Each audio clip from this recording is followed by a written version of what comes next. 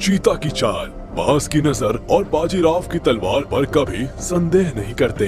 जी हाँ, चीता अपनी चाल के लिए ही पूरी दुनिया में फेमस है। जानवरों की दुनिया का उसेन बोल्ट कहा जाने वाला जानवर चीता धरती पर रहने वाले सारे ही जानवरों में सबसे तेज होता है। आप इसे दौड़ते हुए देखेंगे तो यही कहेंगे कि ये तो सचमुच हवा से बातें करता है। तो आखिर ऐसी क्या खास बात है चीता में कि ये इतनी तेज दौड़ लगा लेता है? क्यों आखिर कोई भी जानवर इसे हरा नहीं सकता?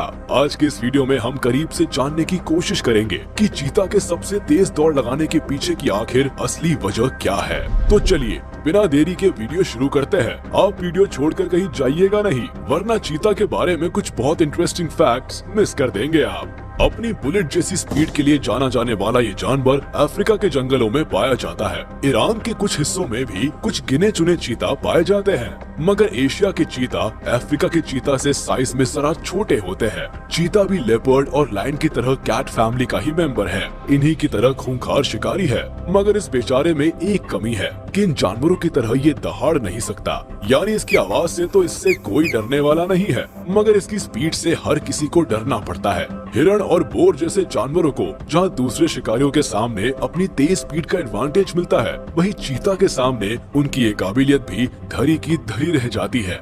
जंगल की दुनिया में वैसे तो पेरेग्रीन फाल्कन नाम के पक्षी को दुनिया का सबसे तेज क्रिएचर माना जाता है। ये जब नीचे की तरफ डाइव लगाता है तो इसकी स्पीड करीब 400 किलोमीटर पर आवर तक चली जाती है, मगर धरती पर रहने वाले जानवरों के मामले में चीता का मुकाबला कोई नहीं कर सकता। एक स्टडी के मुताबिक एक चीता की मैक्सिमम स्पीड हो जाती है करीब 120 किलोमीटर पर आवर। वाह, यकीन नहीं होता। दुनिया के सबसे तेज आदमी उसेन बोल्ट की भी मैक्सिमम स्पीड केवल 44 किलोमीटर पर आवर है। अब आप अंदाजा लगा सकते हैं कि चीता कितना तेज दौड़ता है। हालांकि ये हर समय इसी स्पीड पर नहीं दौड़ता। इसकी एवरेज स्पीड तो 65 किलोमीटर पर आवर के आसपास ही होती है। कभी कभी बस जरूरत पड़ने पर ही ये अपनी सुपर पावर का इस्तेमाल करता है, और ये बहुत ज्यादा लंबे समय तक भी नहीं दौड़ते। आप यकीन नहीं करेंगे, चीता केवल 3 सेकंड्स के अंदर अंदर अपनी स्पीड को 0 से 100 किलोमीटर पर आवर तक एक्सेलरेट कर सकता है। 3 सेकंड में मुझसे तो करवट भी बदली नहीं जाती, और ये चीता 100 किलोमीटर पर आवर पर पहुंच जाता है। भाई वाह, मानना पड़ेगा, चीता को best sprinter of the world ऐसे ही नहीं कहते। इसीलिए ये ज्यादा देर तक नहीं दौड़ते, क्योंकि जरूरत ही नहीं पड़ती। पलक झपकते ही अपने शिकार तक पहुंच जाते हैं, तो बेवजह ज्यादा देर दौड़ने की मेहनत क्यों करना। अब जरा समझने की कोशिश करते हैं कि आखिर ये चीता इतनी तेज दौड़ लगा कैसे लेता है। सबसे पहली बात तो इनकी शारीरिक बनावट इन्हें सुपर फास्ट बनाने में बड़ा अहम रोल प्ले करती है। ये अपने शरीर के आकार की तुलना में बहुत ही कम वजन के होते हैं, यानी इनका शरीर बहुत हल्का होता है, और इसलिए ये बड़ी आसानी से इतनी तेज भाग लेते हैं। अगर इनकी हाइट की बात करें तो ये करीब 3.2 फीट ऊंचे होते हैं, यानी एक शेर की तुलना में केवल 0.8 फीट छोटे। मगर वजन के मामले में शेर की तुलना में केवल 1/4 ही होते हैं, यानी जहां शेर का वजन होता है करीब 250 किलो, वही एक चीता ज्यादा से ज्यादा केवल 70 किलो वजनी हो सकता है। वैसे ज्यादातर चीता तो केवल 55 किलो के आसपास ही होते हैं। इतना हल्का फुल्का होने की वजह से ही इनकी स्पीड इतनी ज्यादा होती है। इसके बाद नंबर आता है इनके सिर का। इसके सिर की बनावट ऊपर की तरफ से बिल्कुल फ्लैट होती है, और इसका सिर आगे की तरफ थोड़ा उठा हुआ होता है। यही वजह है कि दौड़ते वक्त एयर रेजिस्टेंस का चीता पर कोई खास फर्क नहीं पड़ता। ये हवा को बिल्कुल चीरता हुआ आगे बढ़ता है। इसके अलावा चीता के हिप्स कुछ ऐसे शेप में होते हैं कि चीता को दौड़ते हुए टर्न लेने की सिचुएशन में एक stable centre of gravity provide करते हैं, जिससे चीता का बैलेंस बना रहता है और वो दौड़ते वक्त शार्प टर्न्स भी आसानी से ले पाता है। इसके अलावा इनकी पूंछ दौड़ते वक्त बिल्कुल एक रबर की तरह काम करती है, जो चीता को टर्न करते वक्त हिप्स की ही तरह बैलेंस बनाने में मदद करती है।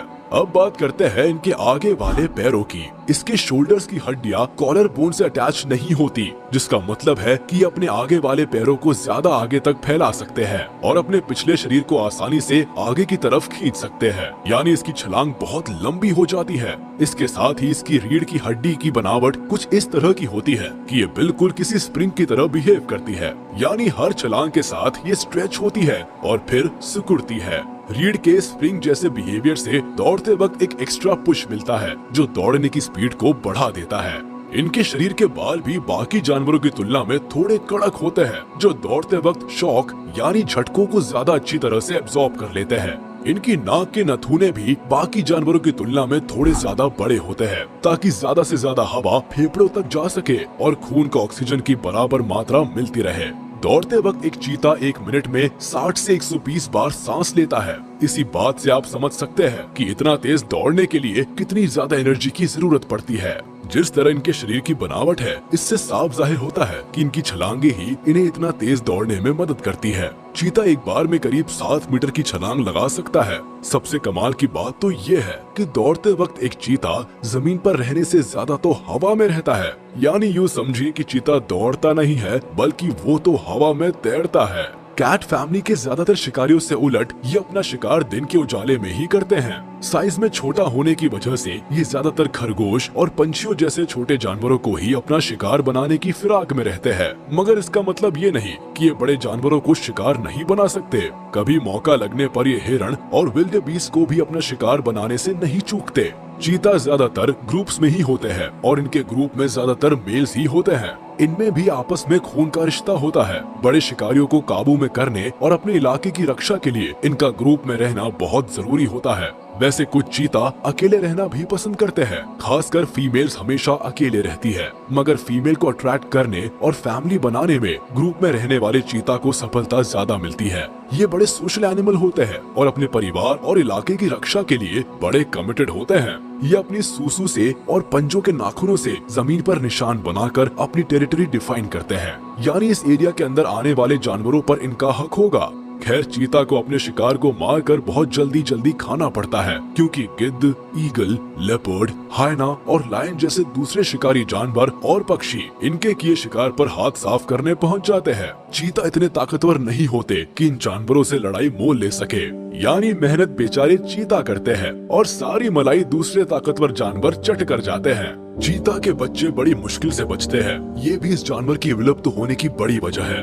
अफ्रीका में 90 के दशक में हुए एक शोध से पता चला था कि चीता के 95% बच्चे मैच्योर होने से पहले ही मर जाते हैं। यानी चीता के 100 बच्चों में से 5 ही बड़े होने तक जिंदा रहते हैं। हालांकि 2013 में हुई रिसर्च बताती है कि इनके बच्चों के बचने की उम्मीद 36% तक होती है। चीता के बच्चों के मरने के पीछे शिकारी जानवर होते हैं। इनमें शेर, लकड़बग्घे और शिकारी परिंदे शामिल हैं।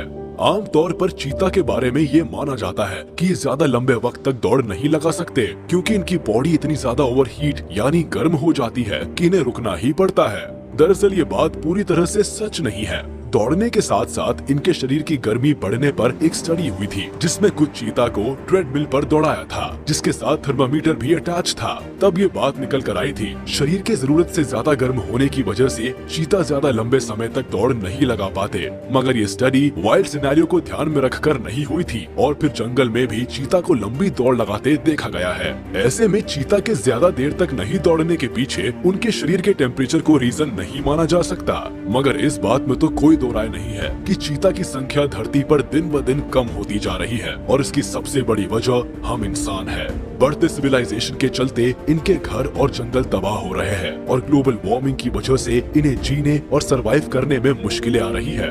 इनके चमड़े के लिए भी लगातार इनके शिकार की खबरें आती रहती है। अरब देशों में चीता के बच्चों को पालने के लिए खरीदा जाता है। इनकी कीमत $10,000 यानी लगभग 75 लाख रुपए के आसपास तक पहुंच जाती है। ये भी चीता की तस्करी और इनके खत्म होने की बड़ी वजह है। जैसा कि हम बात कर चुके हैं कि चीता अब केवल अफ्रीका और ईरान के ही कुछ हिस्सों में बच गए हैं, मगर पहले ये पूरे अफ्रीका और भारत को मिलाकर लगभग पूरे सेंट्रल ईस्ट एशिया में पाए जाते थे। अब हालात ये है कि पहले की तुलना में अब ये केवल 20% हिस्सों में ही रह गए हैं।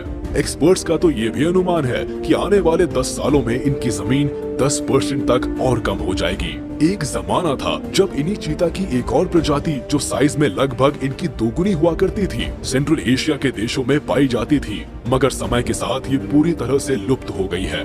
आज के चीता की ये प्रजाति भी लगभग उसी हाल में पहुंच गई है। अगर अब भी इन्हें बचाने की जुगत नहीं की गई तो वो दिन दूर नहीं जब जंगल का ये फास्टेस्ट स्प्रिंटर केवल किताबों में सिमट कर रह जाएगा।